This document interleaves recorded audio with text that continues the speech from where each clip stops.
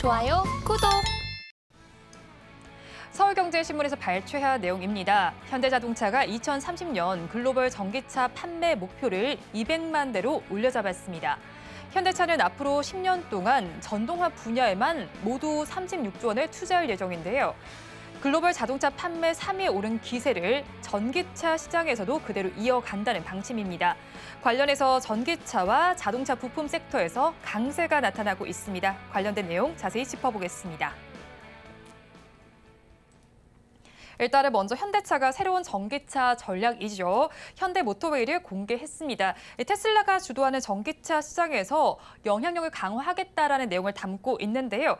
그렇다면 어떤 내용을 담고 있는지 일단 먼저 짚어주시고요. 또 하반기에 어떻게 흘러갈지도 함께 말씀 좀 해주세요. 네, 인베스터데이 통해서 공개를 했는데 크게는 전동화 전략이 세 가지로 나뉠 것 같아요. 화면에 보시는 것처럼 통합 모듈러 아키텍처 도입인데 이건 이제 새로운 차세대 플랫폼을 만들겠다는 거예요. 그리고 두 번째는 전기차 생산 역량을 강화를 하겠다. 이건 당연한 일입니다. 네. 왜냐하면 지금 같은 시대에 내연기관차만 해선 더 이상 밸류를 받을 수가 없는 시장이거든요. 그렇기 때문에 반드시 미래에 커질, 지금도 커지고 있고 더 빠르게 커질 수 있는 전기차 시장에 대해서 생산 역량을 강화하겠다라는 부분이고요. 세 번째, 마지막으로는 배터리 역량의 고도화예요.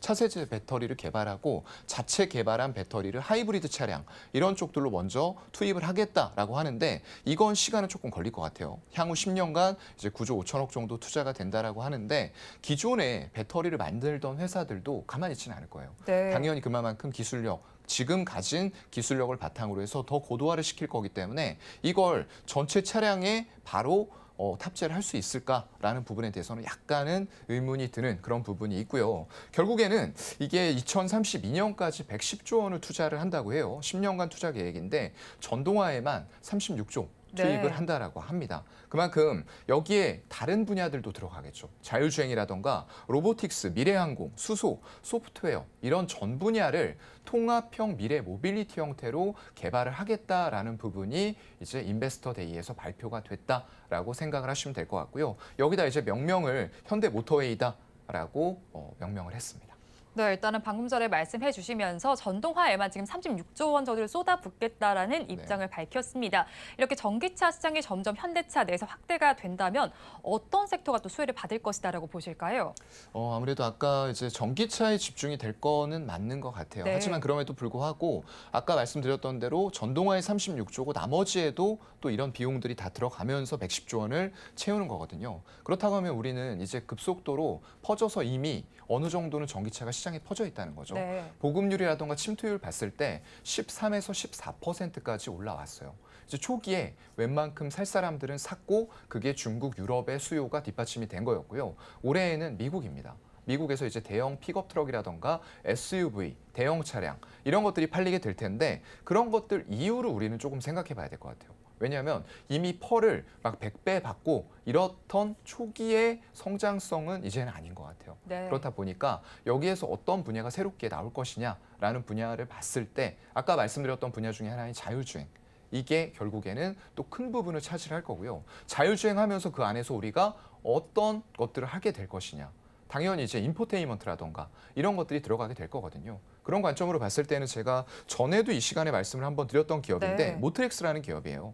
자동차의 내장 옵션을 제조하는 기업인데 이 안에서 이제 커넥티드 카라던가 스마트카 또 헤드업 디스플레이, 에이더스 같은 운전자 보조 시스템들을 제작을 하고 있는 그런 기업이고요. 이쪽이 아마존 알렉사 SI 인증업체 또 아이콘 AI와 차세대 차량용 인포테인먼트 계약을 체결하기도 했기 때문에 이런 레퍼런스가 있는 기업들 그리고 기아와 PBV라는 다목적 아주 이제 뭐 프라이빗한 모빌리티 형태라고 하는데 이런 쪽으로도 같이 협업을 하고 있기 때문에 향후에 우리가 자율주행을 하고 더 이상 운전을 하게 될 일이 완벽하게 없어지는 조금 시간은 걸릴 수 있습니다. 네. 하지만 그런 때가 왔을 때에는 이런 인포테인먼트 관련된 기업들이 역할을 할 것들이 굉장히 많아질 것 같다라고 생각이 됩니다.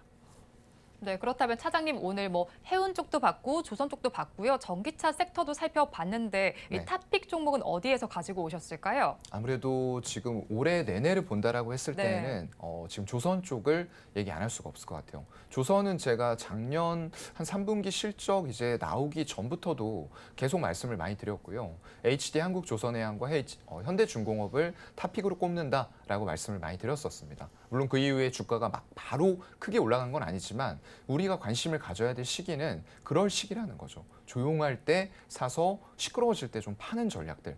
하지만 뭐 아직까지 팔아야 될 그런 시기는 아니다라고 보이고요. 네. HD한국조선해양 아까 자세하게 설명을 드렸는데 이게 LNG선의 발주 최대 수혜를 받을 수 있는 그런 자회사들을 보유를 하고 있다라는 부분들과 더불어서 또 현대사무중공업이 아까 말씀드렸던 대로 도크가 꽉 찰 정도로 굉장히 수주를 초반에 빠르게 채웠습니다. 그렇다 보니까 그런 효과와 더불어서 이제 나머지는 HD, 현대중공업 이런 쪽들이 받을 수 있고요. 그렇다고 해서 뭐 한국 삼성중공업이라던가 지금 한화오션 이런 쪽들이 나쁘다는 건 아니에요. 하지만 먼저 빠르게 BEP 손익분기점을 맞추고 돌아서고 있는 업체이기 때문에 비록 지주사지만 일단은 먼저 좀 보시는 것도 좋을 것 같습니다. 네, LTD 한국조선해양은 지수사지만 먼저 보는 게 좋겠다라고 말씀을 해주셨는데요.